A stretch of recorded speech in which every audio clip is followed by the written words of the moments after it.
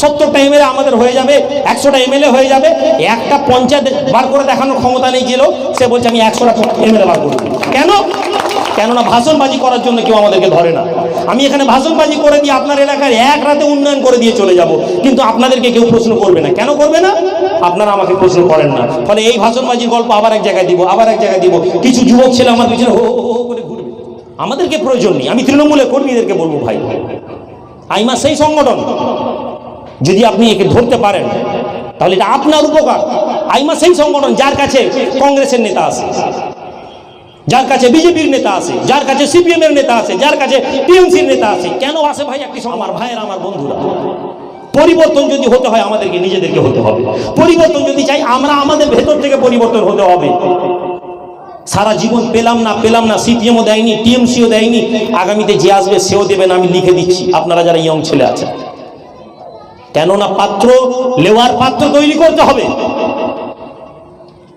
একটা মানুষ, আমরা মুসলিম সংখ্যালঘু মানুষ, কারা চলে যাই, ট্যাপে পানি আনতে এসেছি, গিয়ে দেখলাম লাইনে দাঁড়িয়ে আছি। পৌঁছে গিয়ে দেখছি বলছে ভাই পানি নিবে কিসে? বলে আমি তো পাত্র নিয়ে আসিনি।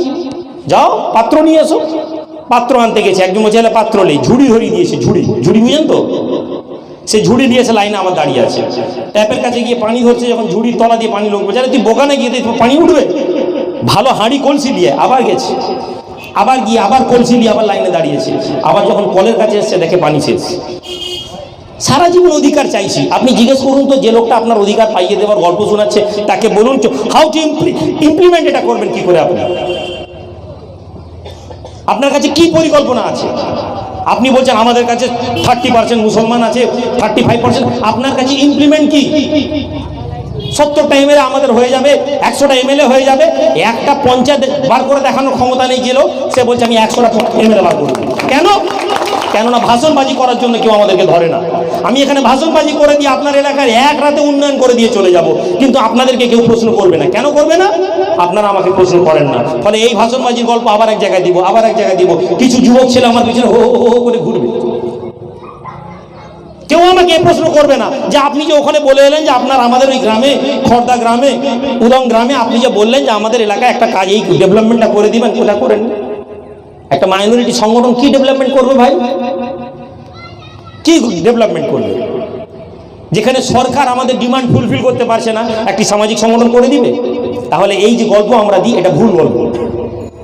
অল ইন্ডিয়া মাইনরিটি অ্যাসোসিয়েশন আপনার এলাকায় মেয়েদের চাকরি, মেয়েদের বিয়ের পয়সা দেওয়ার জন্য আসেনি।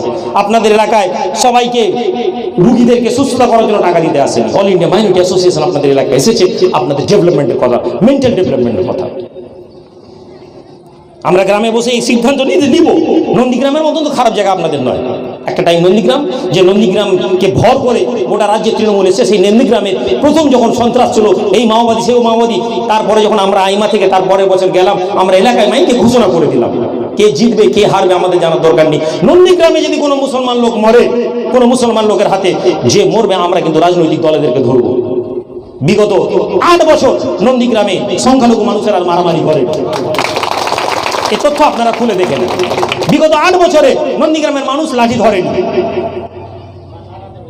আমাদেরকে প্রয়োজন নেই। আমি তৃণমূলের কর্মীদেরকে বলবো, ভাই আইমা সেই সংগঠন, যদি আপনি একে ধরতে পারেন তাহলে এটা আপনার উপকার।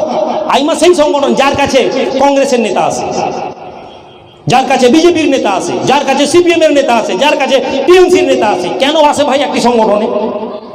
রামকৃষ্ণ মিশনে আমাদের মুখ্যমন্ত্রী মমতা ব্যানার্জিও যান, মোদিজিও যান। কেন যান? কেননা এরা প্রত্যেকেই জানেন রামকৃষ্ণ মিশন একটি স্বেচ্ছাসেবী সংগঠন, যাকে যাবে তাদেরকে সম্মান করবে, কিন্তু এরা মানুষের মধ্যে রাজনৈতিক প্রভাব বিস্তার করার কথা বলবে না। এই জন্য তারা যান, যদি কিছুটা সিম্প্যাথি আদায় করা যায়। আজকে আমাদেরকে লোক বিভ্রান্ত করে। আপনি যুবক ছেলে, আপনাকে বিভ্রান্ত করবে। আরে আইমা 6 বছর পুরনো একটা বিজেপির নেতার সাথে আমার ছবি দেখিয়ে বলে এইদিকে যে বিজেপির নেতা, এই হচ্ছে ভিতরে ভিতরে আইমা বিজেপি এসে যাচ্ছে। এই তো ভিতরে ভিতরে বিজেপিকে শেষ করে দিবে। 6 বছর পুরনো ছবি। আপনি এ প্রশ্ন করেন না যে ভাই যদি এই ছবিটা দেখিয়ে যদি সিদ্ধান্ত নেওয়া হয় আইমা বিজেপি সংগঠন, তাহলে কেন আমাদের যে মুখ্যমন্ত্রী যে গিয়ে মোদিজির সাথে বসে বসে কনভারসেশন করেন, তাহলে সেটাও তো সমস্যা। আমাদের এলাকায় যারা কালকে তৃণমূল করতো আজকে তারা বিজেপির বড় বড় নেতা, আমি নাম বলতে চাই না, কারণ তারা গিয়ে কালকে যারা গিয়ে ইফতারের প্রোগ্রামে মাথায় টুপি দিয়ে বসে বসে ইফতার খেয়েছিল, আজকে তারা গিয়ে মসজিদ জ্বালাচ্ছে ভাট পাড়াতে, তাহলে এদেরকে কি বলবেন? সারা জীবন আমরাই শুধু প্রমাণ দিতে থাকবো, ভাই আমরা অনুগত, আমরা অনুগত, আমরা অনুগত। এমপি 18টা এমপি চলে গেল, তারপরেও আমাদেরকে বলতে হচ্ছে আমাদের মুসলিম ভোট ভেঙে যাবে। রাজনীতি করুন, কিন্তু আইমাকে আইমা কাজ করতে দিন। কালকে যখন তৃণমূল চলে যাবে, আজ না হয় কাল যেতে বাধ্য, এটা হচ্ছে পৃথিবীর নিয়ম। তারপরে যে লোকটা আজকে ইফতারি প্রোগ্রামে যাচ্ছি, কালকে সে জয় শ্রীরাম বলে বিজেপির কোলে চলে যাবে, আপনারা কোথায় যাবেন? আপনার এলাকায় 2-4টা 10টা ধান্দাবাজ লোক বিজেপিতে ঢুকে যাবে, বাকি আপনারা কোথায় যাবেন? তাহলে যদি একটা স্বেচ্ছাসেবী সংগঠন আমাদের এলাকায় কাজ করে, যারা মানুষের সুখ দুঃখের সময় থাকবে, সেই সংগঠনটাকে আটকাতে হবে। 2010-এ সিপিএম আটকাতে চেয়েছিল, 2009-এ কেশপুরের মতন জায়গাতে মাইকের তার ছেড়ে দিয়েছিল। ইলেকশনের পরে 2010-এর শেষে সেই সিপিএম এর নেতারা এসে পা ধরে বলছে, হুজুর বাজান, তৃণমূলের লোকেরা ঘর থেকে বার করে দিয়েছে, মেরে ফেলবে। তখন যারা তৃণমূলের ছেলে ছিল তারা আজকে আইমান, তখন তারা আইমান নেতা, আজকে তারা তৃণমূলের নেতা। ডেকে বললাম, ভাই ছেড়ে দে। এই ইতিহাস আপনারা কেউ জানেন না।